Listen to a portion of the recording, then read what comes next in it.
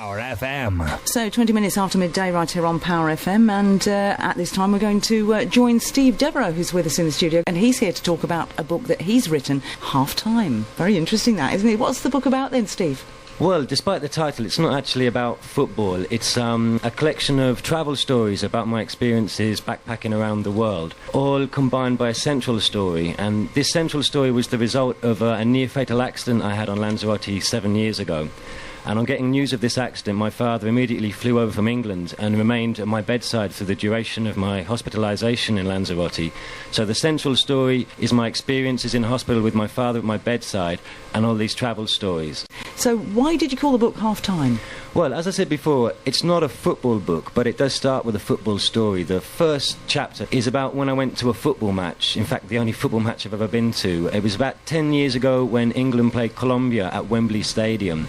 And the Colombian goalkeeper, René Higuita, did a little trick called the Scorpion, where he made this save by diving forwards and kicking the ball out of the net with the back of his boots. And that's the image on the front cover of the book as well. But half-time is actually used in a metaphorical way, which becomes clear to the reader about a quarter of the way through the book. Why did you write this book then? Well, again, as I said earlier, I had this accident and my father came over and spent 2 months looking after me in hospital in the Canary Islands. Then he took me back to England and he still didn't go back to work for about another month, 6 weeks or so. He looked after me while I had I had a lot of facial surgery in England. Then after I returned to Lanzarote to continue my life there, I wanted to write a thank you letter to him. Mm-hmm. And my idea was to write about everything he did for me in hospital. But when I started writing, I could only start from the point of my first memory, because for 12 days after the accident, I was in what they call post-traumatic delirium. My first memory was my father asking me if I was still in Key West, in Florida, a place I'd spent some time on my travels. And apparently, like in my head, I'd gone back and spent a couple of days in Key West, always talking to him as if me and him were in Key West. Yeah.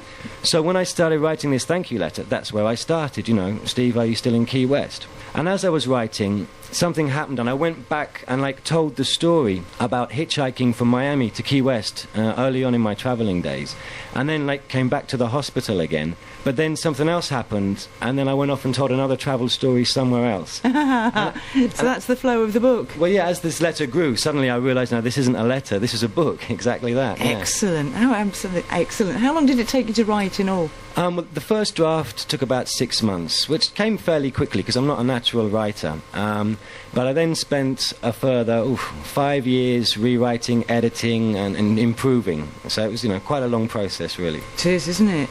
I take it your father got round to reading the book. When did he first read it? Well, when I was writing it, I kind of kept it a secret, not to make a big deal about a secret, but I felt it was something that I needed to do for me. And so eventually, about almost a year and a half after I started writing, I went back to England. So I had a finished version of the book. Mm-hmm. And at my father's 60th birthday party, I presented it to him then. So that came as a big surprise. How did he feel? Well, yeah, initially very surprised, because I think he was expecting a bottle of single malt whiskey.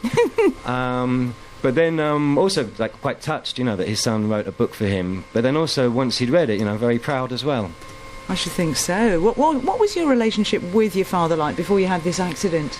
Well, it's always been good, but my parents divorced when I was about 9 years old, and I lived with, me and my sister, we lived with our mother until I was 16, and then my biological mother and my stepfather moved away, so I moved in with my father and his soon-to-be second wife. But at that point, she got a nursing job in Bermuda, where she remained for a year and a half. So it was just me and my father sort of living alone together again after 7 years apart. And so it was kind of like discovering each other again. And we found out how similar we were, and we really got on so well. We had so many things in common and stuff.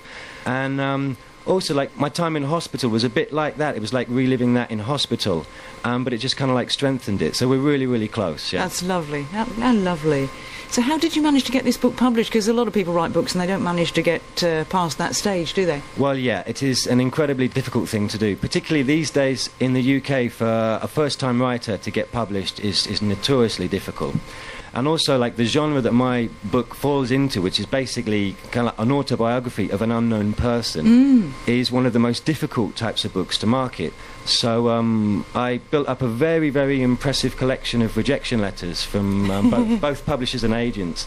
But then eventually, about a year and a half ago, on the internet, I found information about self-publishing. Now, this isn't vanity publishing. Vanity publishing is when you pay a publisher and they do it all for you. This was actually doing everything for yourself. Wonderful. Did you ever think about doing this type of work, you know, writing, publishing, before you had this accident? I must confess, publishing is never a field that's interested me. I've been more involved in music, like as a salsa disc jockey, a salsa dance teacher, also a musician. I play Latin percussion, congas, bongos, and also like a songwriter and things like that. So publishing, no. I've never really thought, you know, writing and publishing wasn't really kind of like my thing. It was more music. However, do you see a future for yourself in publishing?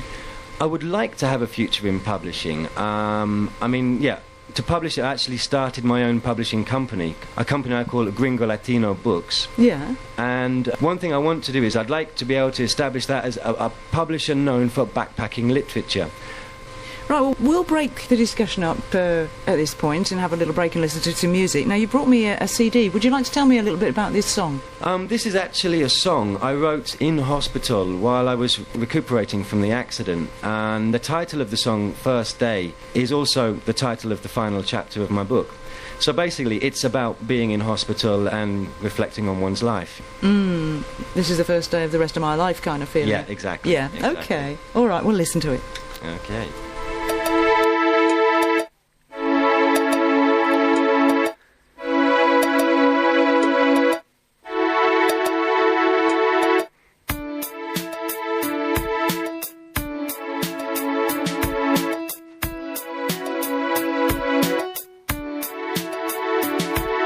I open my eyes to a brand new day to find the dream I'd had the night before had gone away.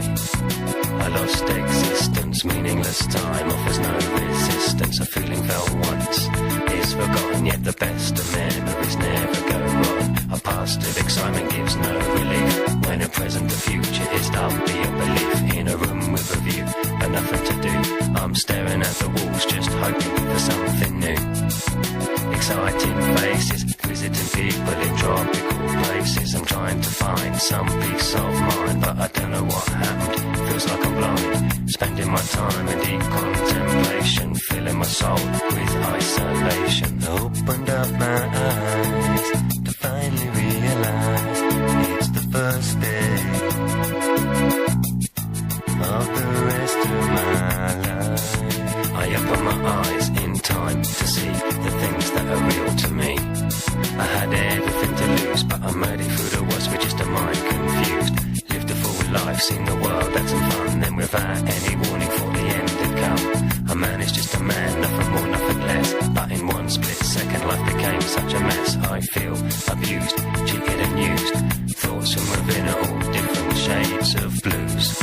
My life is tainted, a long time alone in this bed I've waited. I wanna get out of here, start to live again. They say I will soon, but they never say when. I know I gotta try and overpower this anger. No, I'm out, que voy bien, no venga. Opened up my eyes to finally realize it's the first day of the rest of my life. I know this is wrong, but it won't last forever. Gotta forget what happened and try and think of the future. The first half was good, but it's time for a break. And once half time is over, I know I'll play again. Nothing more, nothing less. Each new day, gotta make it the best. Now I see clearly it's time for a change. So many things in my life to rearrange. Fight this depression, try to advance, overcome regression. I've gotta move on like the words of a song. Get out of this place, it feels so wrong. For me it ain't easy, only living on pity. Cause I wanna be myself, another man in the city. I've tried so hard, done the best I could. Just feeling sorry for myself won't do no good.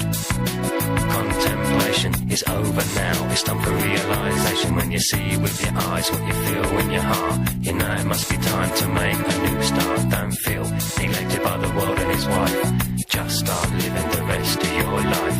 Opened up my eyes to finally realize it's the first day of the rest of my life.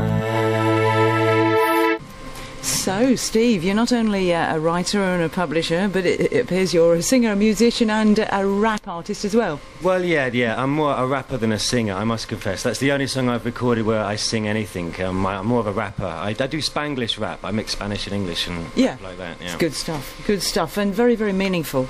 Very meaningful. Thank you. Thank you very much for joining us, Steve. Thank you for letting me come on. It's our pleasure.